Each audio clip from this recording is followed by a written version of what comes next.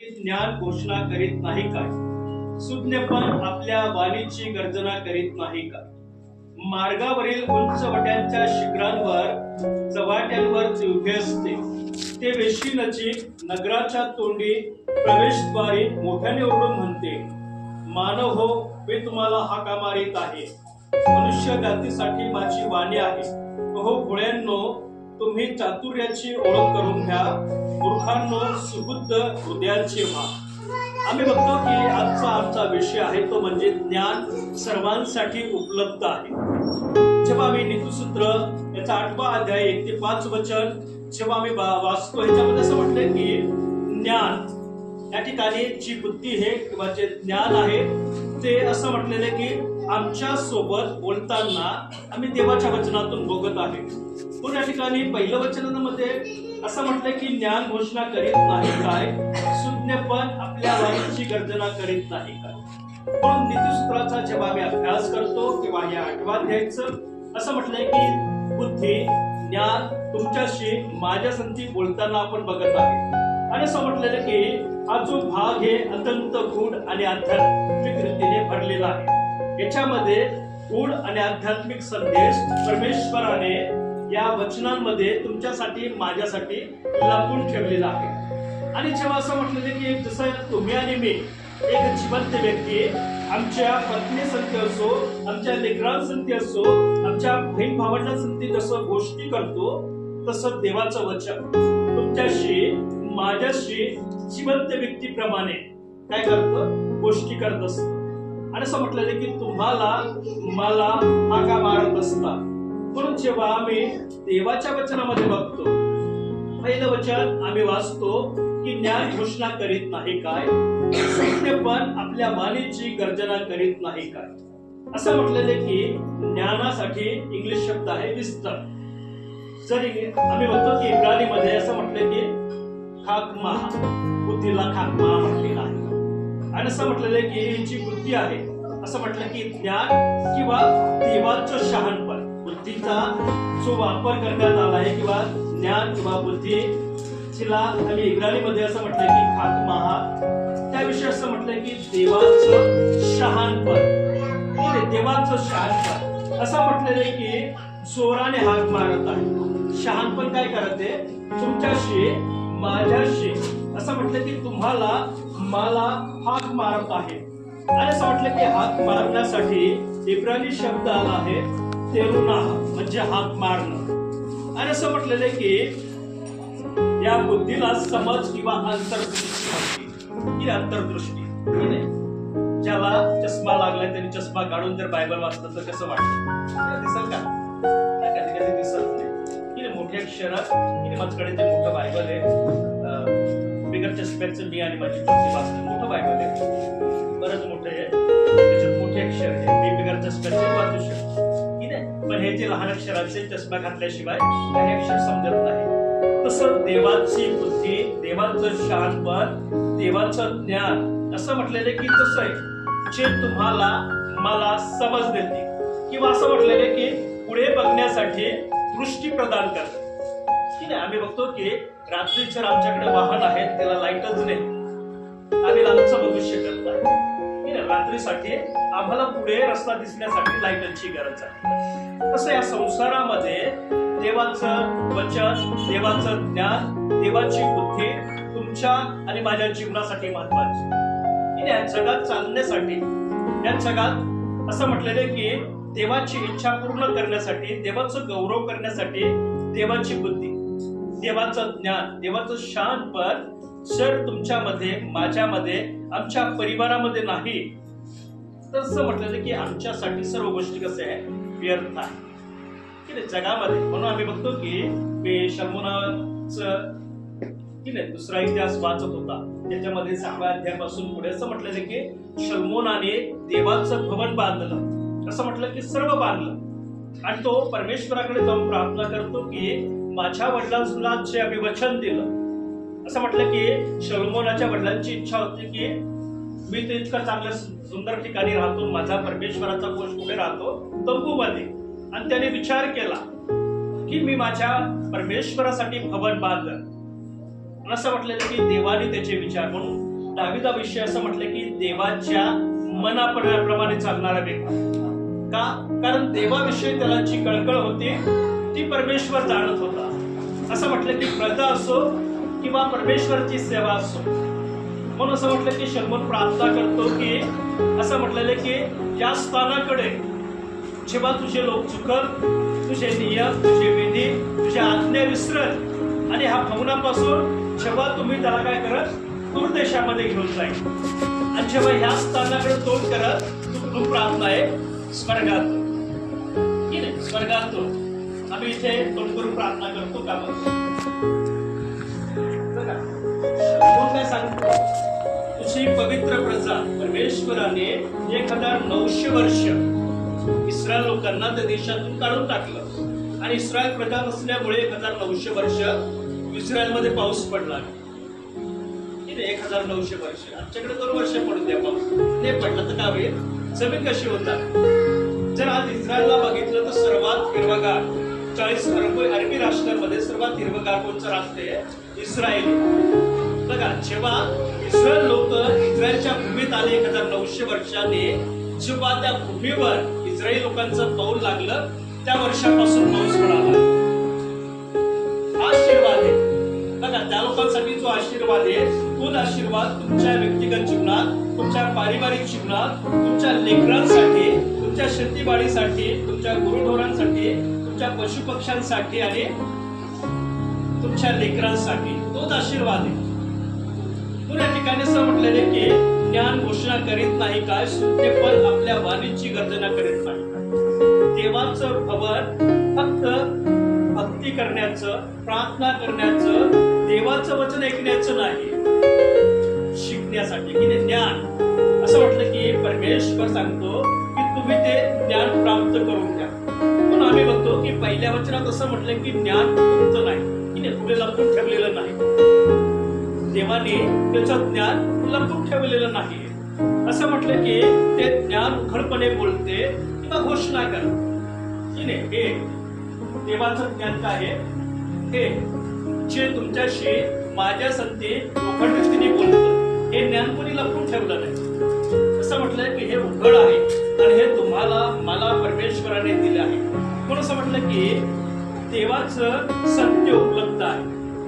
ज्याने आकाश आणि पृथ्वी निर्माण केले त्याने सत्य तुम्हाला मला आमच्या भाषेत, असं म्हटलं की आमच्या भाषेत दिले. काही आम्ही बघतो की काहींचे ग्रंथ त्यांच्याच भाषेत आहे.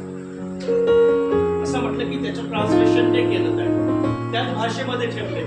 पण परमेश्वराने त्याच्या लोकांद्वारे असं म्हटलं की तुमच्या माझ्या भाषेमध्ये हे वचन तुम्हाला आणि मला दिलेलं आहे. पण असं म्हटलेलं की या पहिल्या वचनाचा जो आध्यात्मिक अर्थ आहे तो म्हणजे की तुमचा आणि माझा परमेश्वर तुमच्याशी माझ्याशी सतत बोलत असतो. परमेश्वर या वचनाच्या माध्यमातून तुमच्याशी माझ्या संगती गोष्टी करत असतो, बोलत असतो. केव्हा बोलतो? केव्हा बोलतो? जेव्हा आम्ही ऐकतो. प्रवेश ख्रिस्ताने जे दाखले दिले ते दाखल्यानंतर तो काय म्हणतो? शाला का नाही तो इथे म्हटले. देवाचं वचन सांगतो की ज्याला का नाही तो ऐकतो. जेव्हा आम्ही ऐकतो परमेश्वर बुद्धी देतो, ज्ञान देतो, आम्हाला जे पुढे बघायचंय त्याची अंतर्दृष्टी प्रदान करतो. म्हणजे आमच्या पारिवारिक जीवनात असो, आमच्या लेकरांच्या जीवनाच्या बाबतीत असो, आमचे मार्ग उघडतो, लांब बघण्याची दृष्टी देतो. एकाच ठिकाणी बेडकाची गोष्ट ऐकली की नाही? बेडकाची गोष्ट एका तलावात बेडके राहत होते. काय आला? सांड आला, त्याच्या खाली पायाखाली त्याची लेकरं मेले आणि ते बेडकांचे त्याला समजत की एवढा मोठा आणि काय होतो कुठून मारतो. आम्ही बी तसेच राहतो एकाच ठिकाणी. आम्हाला परमेश्वर त्या ठिकाणी या वचनानुसार का सांगतो की आध्यात्मिक अर्थामध्ये की परमेश्वर तुमच्या संगती माझ्या संगती बोलत असतो. असं म्हटलं की देवाचं वचन किंवा देवाचं ज्ञान शांत नाही. ती लोक, विश्वासी लोक, देवाचे सेवक देवाच्या वचनात विश्वासात प्रार्थनेत का वाढत नाही? कारण आम्ही सक्रिय होत नाही, देवाचं वचन वाचत नाही, देवाचं वचन ऐकत नाही, ते शिकत नाही, त्याप्रमाणे कार्य करत नाही. सक्रिय असणं गरजेचं आहे, सक्रिय असणं. माझ्या इकडे जर बघितलं, माझ्या भावांची आणि वडिलांची सेवा करता करता तुझे कुठे असे त्याला मी प्रत्येक वेळेस सांगतो, आई दोन पोळ्याला फक्त सगळे. आमची मावशी येऊन गेली गेल्या महिन्यामध्ये, ज्यांच्याकडे आम्ही गेल्या सप्ताहामध्ये गेले होते. पोलीस आहेत मुंबईला, कल्याणला. आणि मग मी तिला सांगितलं, मावशी आम्ही किती वेळ सांगतो काम करू नको. तर ती सांगते, तिने मला सांगितलं की तिला काम करू दे.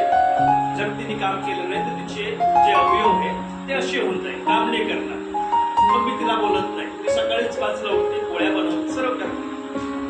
संध्याकाळचं जेवण असो सर्व बनवत असते, भाजीपाला. मी तिला किती वेळ सांगतो करू नको, ते करत असते. माझी मावशी म्हणे तिची ऍक्टिव्हिटी, तिची हालचाल होऊ द्या अंगाची. पण आम्ही मी तसे जे केले, आम्ही हालचाल नाही करत. आम्ही देवाच्या भावना द्यायला मागत नाही, आम्ही त्याची आराधना करायची इच्छा नाही, आम्ही प्रार्थना करायची इच्छा नाही, वचन ऐकण्याची इच्छा नाही. म्हणून आमचं सक्रियपणा कसं होतं, मृत होऊन जातो. मग किती सांगा की नाही.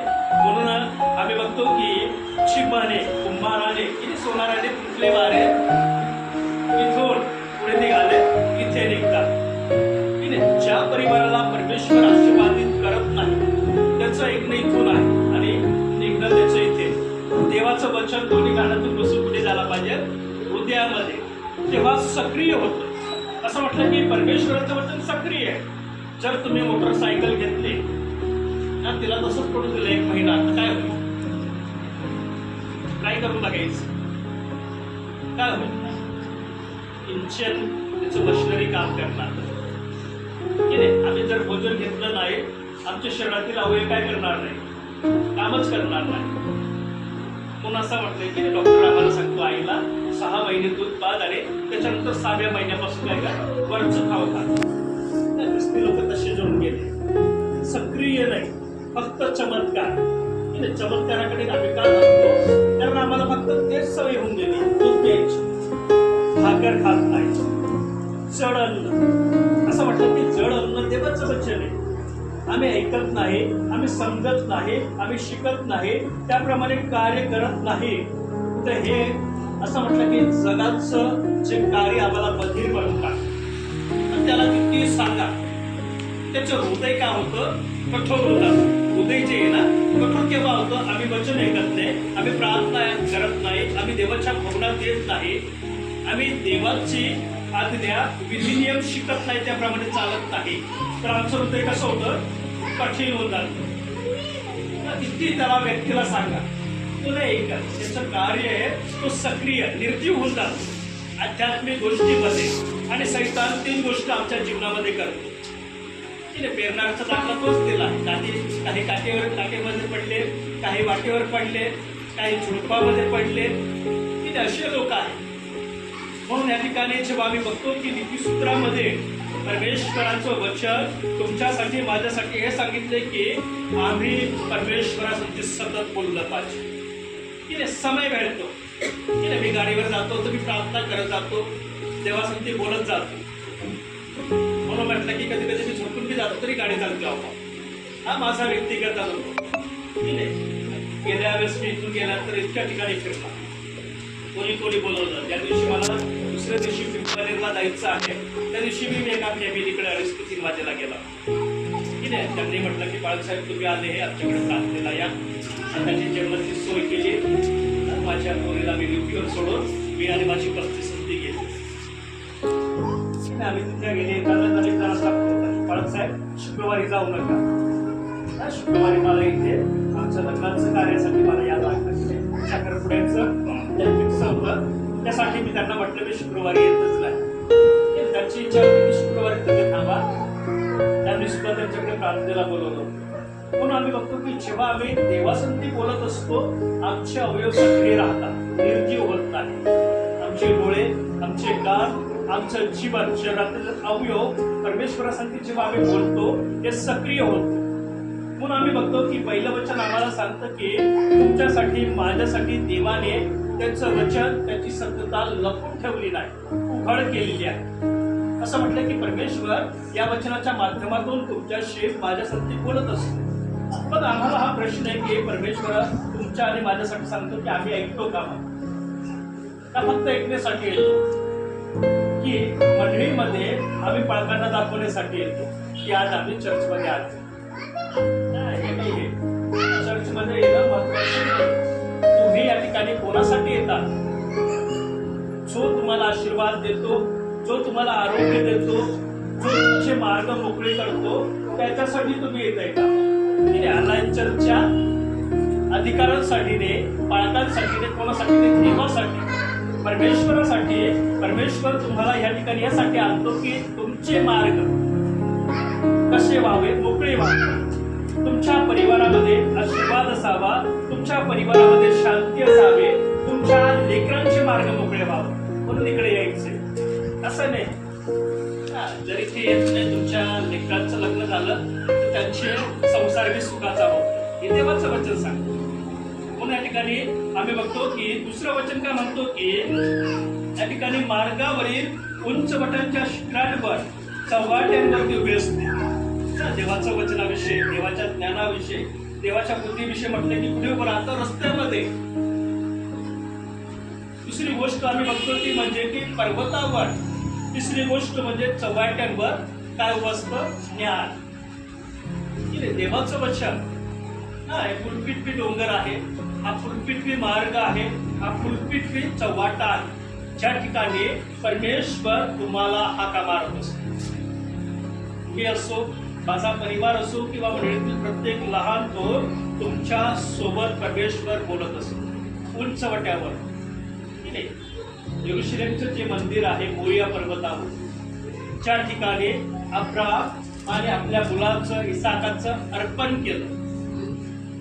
तोरामध्ये किंवा तोराच्या व्यतिरिक्त आम्ही तालमूदमध्ये गेले तर तालमूदमध्ये असं म्हटलं की ज्या ठिकाणी काईन आणि हाबेलने देवाला अर्पण केलं तो मोरिया पर्वत, ज्या ठिकाणी अब्राहम आणि इसाकाचं अर्पण केलं मोरिया पर्वत, ज्या ठिकाणी दावीदाने देवाचं मंदिर बांधलं ते मोरिया पर्वत. हा पर्वताचे 3 भाग आहेत. या पर्वताला आम्ही असं म्हटलं की सियोन हर्मोनचा पर्वत मी म्हटलेला आहे. जर आम्ही तालमूदमध्ये बघितलं की या पर्वताचे तिन्ही शिखरांना वेगवेगळे नावं दिले. त्या ठिकाणी परमेश्वराने ते आदामाला जेव्हा बनवलं तेव्हाच निवडलं. असं म्हटलं की ज्या ठिकाणी परमेश्वर उभा राहिला, असं म्हटलं की ज्या ठिकाणी जो खडक आहे त्या खडकावर रॉक मुस्लिम लोकांची मस्जिद बांधली गेली. त्या दगडावर जिथे परमेश्वराने उभं राहून संपूर्ण सृष्टीची निर्मिती केली तो दगड, त्या दगडावर डोम ऑफ द रॉकची निर्मिती झाली. त्याचा इतिहासही खूप चांगला आहे. जे मस्जिद त्या ठिकाणी बांधण्यात आले ते मी त्याचा मी एक इतिहास आहे बायबल प्रमाणे, आणि ते बांधलं जर गेलं नसतं तर संपूर्ण ज्या ठिकाणी देवाचं भवन आहे बांधण्यात आलं होतं त्या ठिकाणी वासनवास आला असता. पण परमेश्वराने ज्या असं म्हटलं की बादशाला, जो मुस्लिम बादशाला त्या ठिकाणी पाठवलं, त्या ठिकाणी देवाचं भवन होतं, त्याच्या बाजूला संपूर्ण इस्रायल लोक घाट टाकायचे म्हणून काय केलं त्या बादशाने? तर परमेश्वर जे भी करतो ते त्याच्या गौरवासाठी करतो. त्या ठिकाणी दुसरं वचन सांगतो की मार्गावरील उंच वटांच्या शिखरांवर चव्हाट्यांवर ते उभे असते.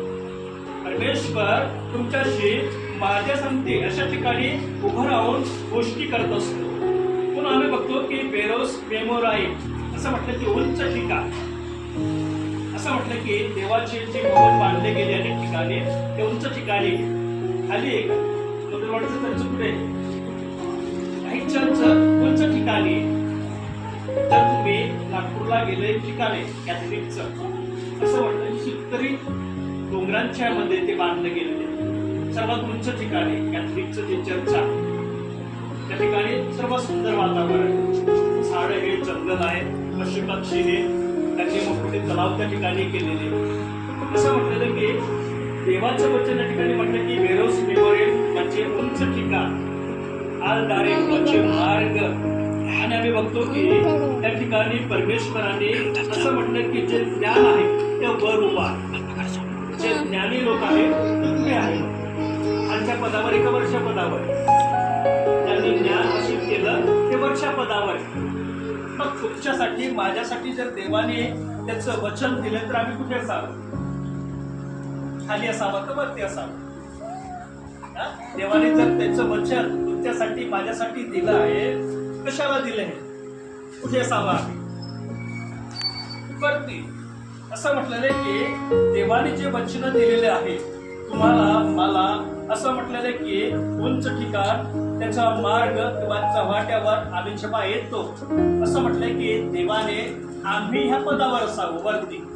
आमचा परिवार आशीर्वादित असावं. आमच्या परिवारातील सर्व गरजा, अन्न वस्त्र निवारा, सगळ्यात महत्वाची गरज, या तिन्ही गोष्टी असाव्या. तर परमेश्वर आम्हाला सांगतो आम्ही देवाच्या वचनात विश्वासात ध्येयामध्ये वाढावं, यासाठी की आमच्याद्वारे देवाचं गौरव असावं.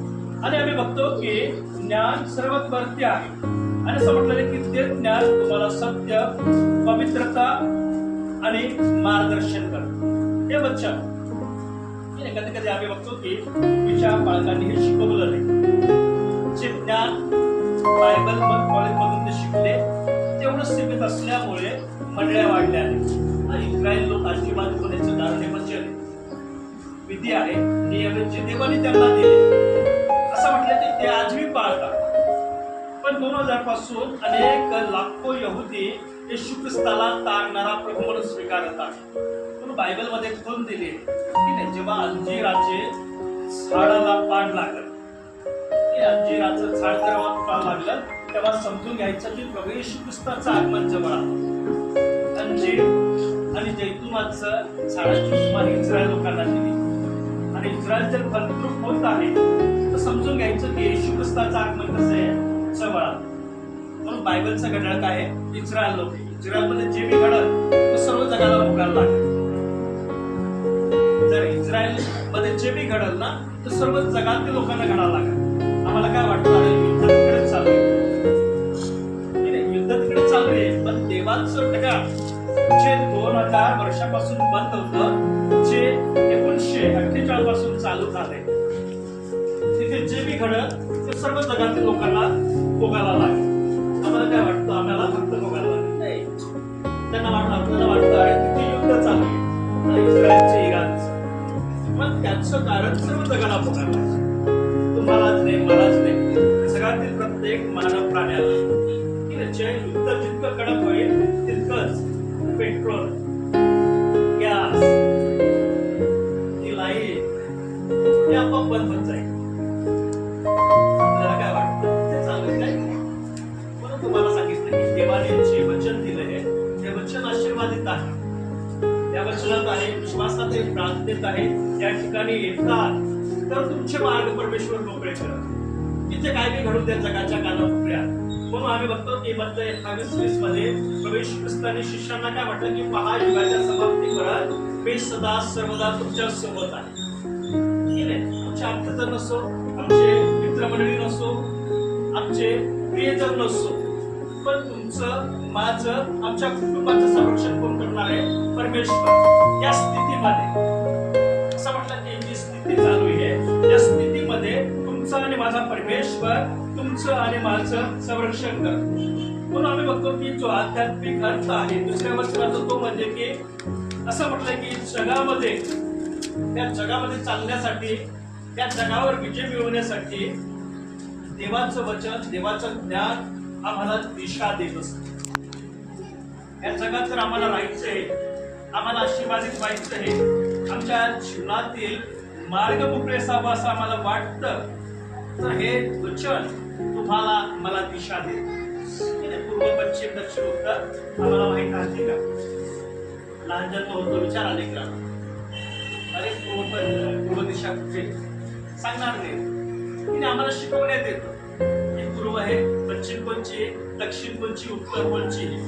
पण असं म्हटलेलं की हे ज्ञान, असं म्हटलेलं की गुप्त नाही, ते सार्वजनिक ठिकाणी देवाने असं म्हटलेलं की उघडलेले आहे.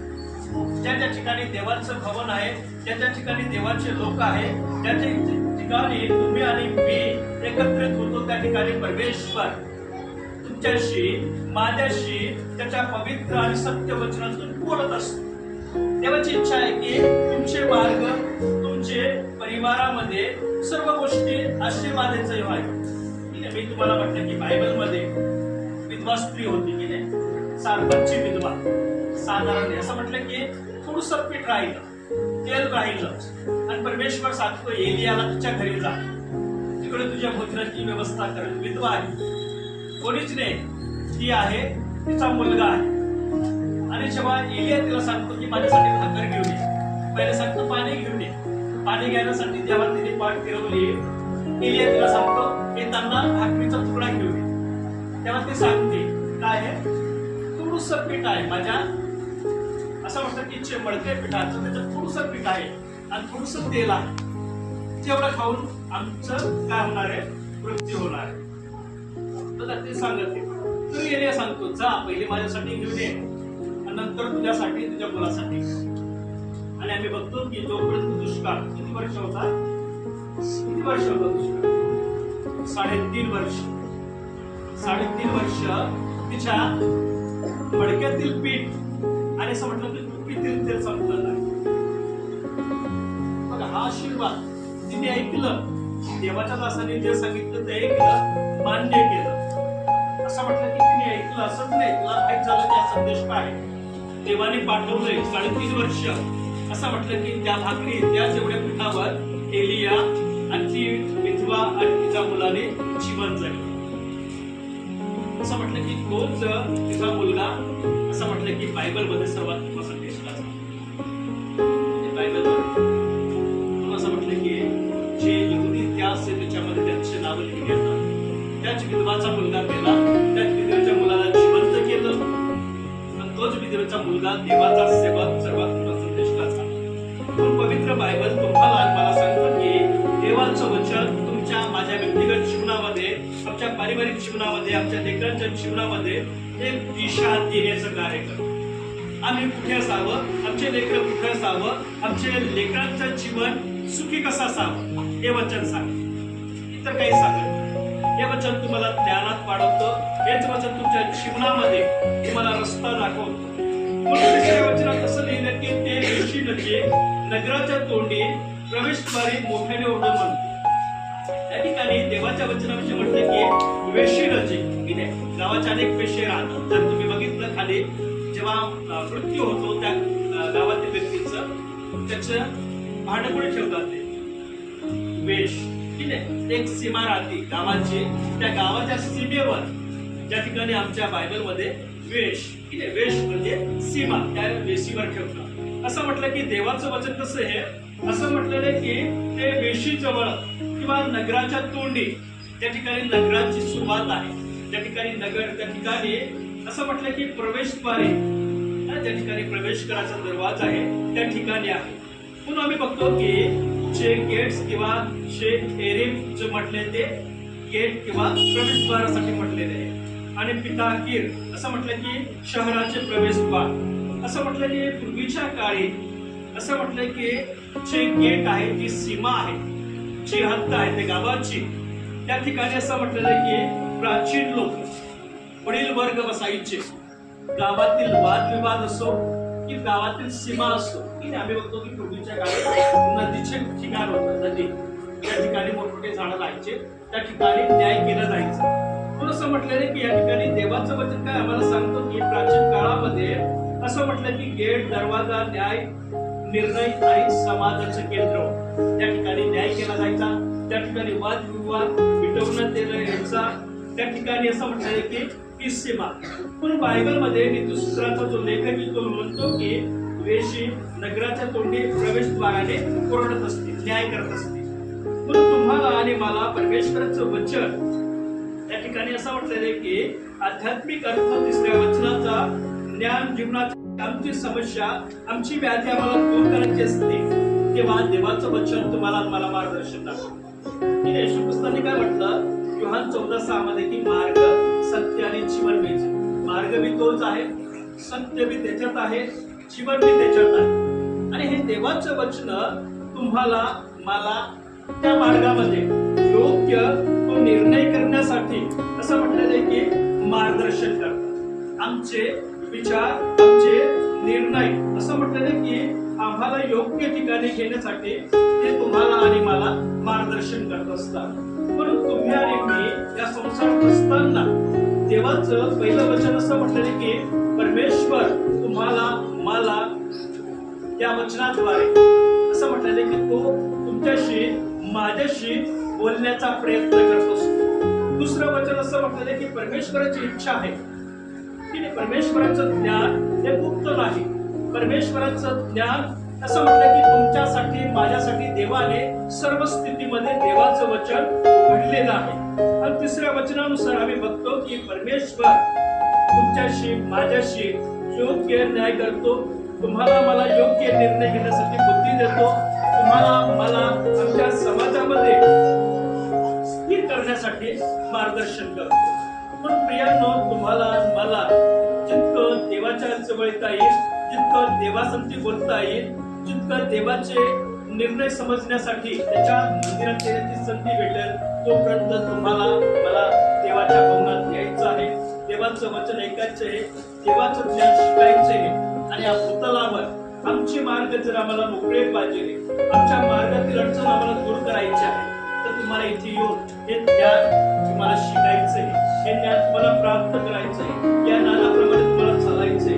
म्हणजे परमेश्वर तुमचे मार्ग मोकळे करत तुम्हाला आशीर्वादित करीन. तुमची प्रत्येक गरज परमेश्वर प्रवेशच्या नावात पूर्ण करत परमेश्वर या वचनाद्वारे तुम्हाला मला आशीर्वादित